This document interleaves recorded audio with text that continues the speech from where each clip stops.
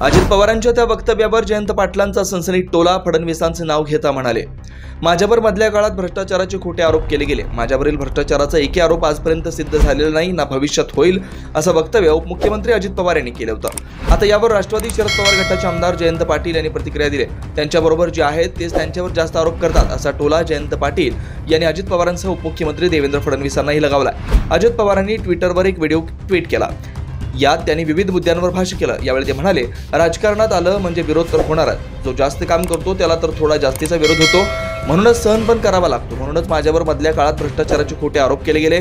माझ्यावरील भ्रष्टाचाराचा एकही आरोप आजपर्यंत सिद्ध झालेला नाही, ना भविष्यात होईल. पण विकासाचं मॉडेल म्हणजे सर्वसामान्यांप्रमाणे सरकारी योजनांचा लाभ आणि जनतेला दिलेलं बळ सगळ्यांना दिसतंय.